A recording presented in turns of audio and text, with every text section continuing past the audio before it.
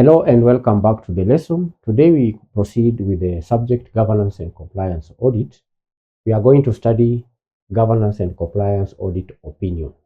And therefore, by the end of this lesson, we should be able to explain the different types of audit opinions, which candidates we know that in governance and compliance audit, the audit opinion is the auditor's professional judgment on whether the organization's governance structures and compliance frameworks are operating effectively and in accordance with the established criteria like laws, regulations, treaties, internal policies, and so on.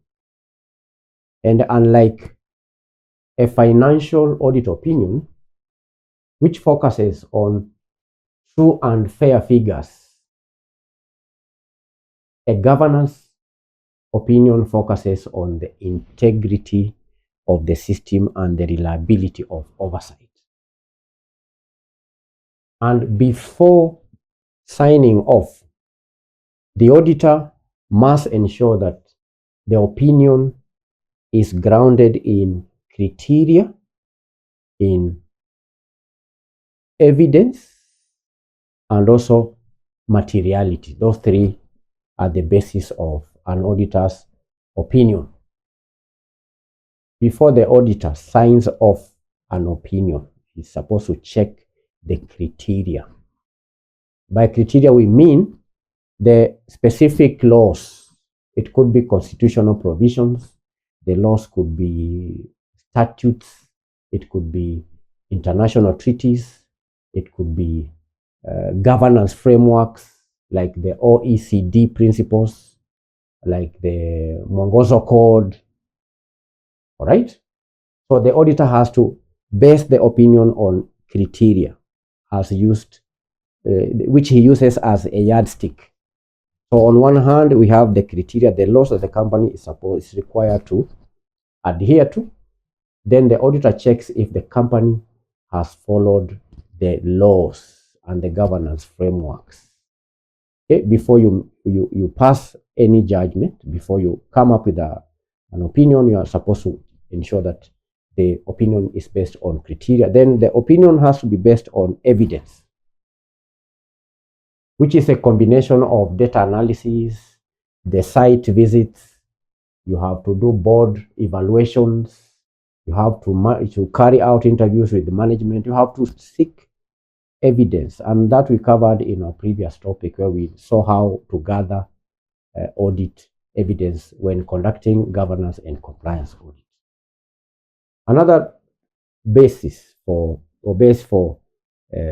coming up with an opinion is materiality. You have to check whether a failure is a minor administrative slip or a material breach that threatens the organization's license to operate. So make sure you also check materiality, because managers are human beings. They may make a few mistakes. So you should not pass an adverse opinion because of a minor administrative mistake. You need to check the materiality. So do you understand, candidates? That's the meaning of auditor's opinion in governance and compliance audit. I've explained the meaning. I've defined what an audit opinion is. I've also tested the basis of the opinion. So we proceed to discuss the types of audit opinion. Types.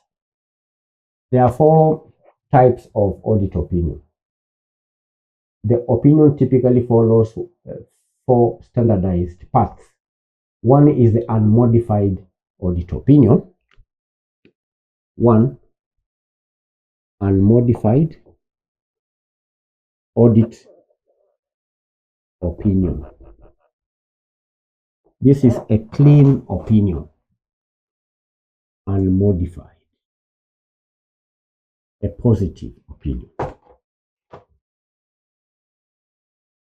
Unmodified audit opinion. Here, the auditor concludes that the organization's governance and compliance are effective in all material respects. governance, and compliance are effective in all material respects after conducting an examination.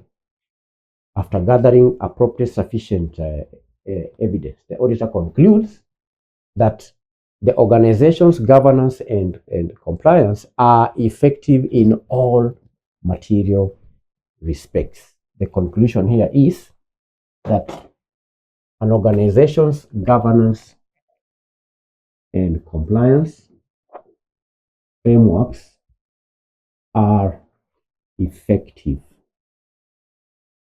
in all material respects.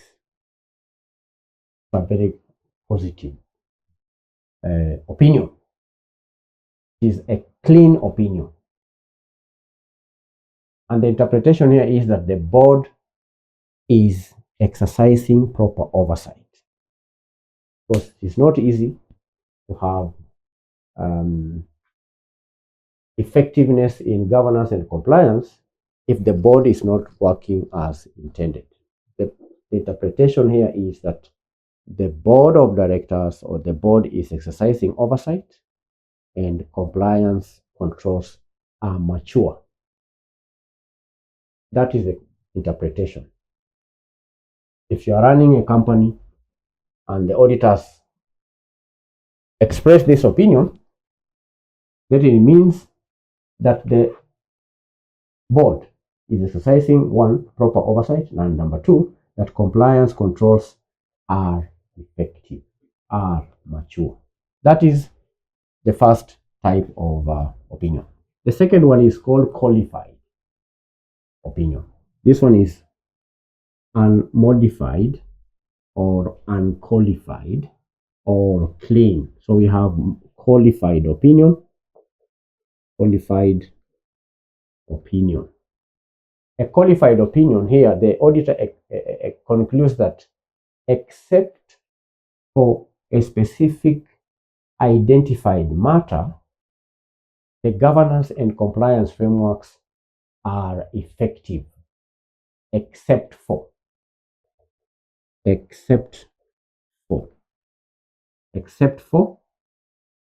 identified matter, right? Matters or matter, governance and compliance is effective. That means that the auditor has examined every aspect, and except for just one area or one matter, everything is okay.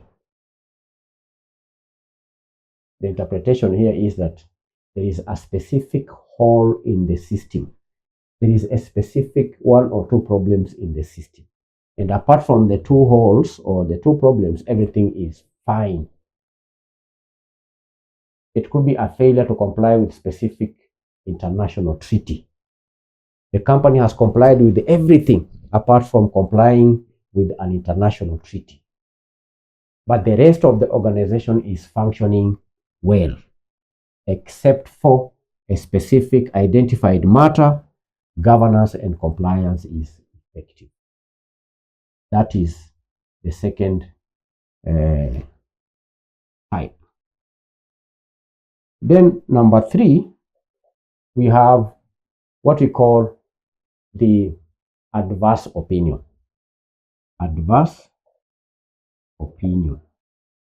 The name adverse candidates means that the auditor concludes that the organization is not in compliance. The organization, that means that here the auditor expresses an opinion that the organization is not in compliance.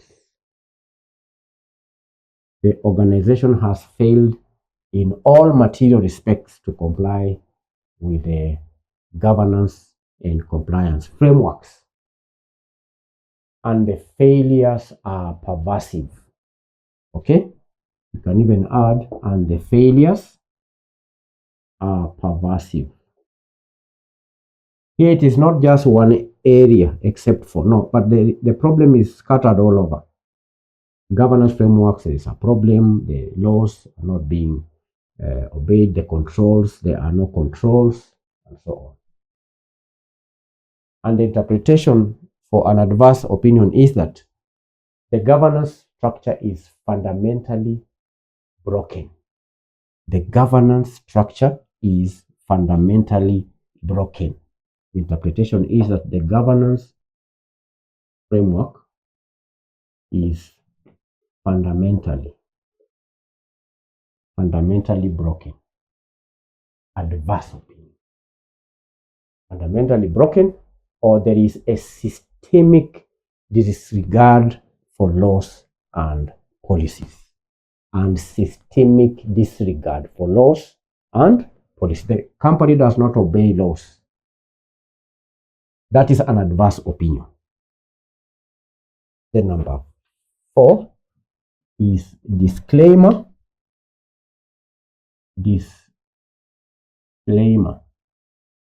Disclaimer of opinion. This is another type of audit opinion. Here the auditor states that they are unable to form an opinion. Here the auditor states that they are unable to form an opinion because of certain reasons. And this happens due to scope limitation, where the management withholds documents, or data was so poor that the auditor could not verify anything. It could be due to what we call scope limitation. Because candidates, you can only express an opinion after having gathered appropriate, sufficient evidence. But where the auditor is not given access to this evidence, then the auditor is not in a position to give any opinion. So when that happens, the auditor expresses what we call disclaimer of opinion. You understand? Yes, that is the interpretation. It can happen due to scope limitation, where management withholds documents or data is so poor that the auditor cannot verify anything. So that is all, candidates. We are required to discuss the audit opinion, that is the governance and compliance audit opinion report. So the report can be modified or unqualified. This could also be known as unqualified or modified or clean report. That is the first type. Then we have qualified opinion, we have adverse opinion, and also the disclaimer of opinion. That is the end of today's lesson. Bye-bye.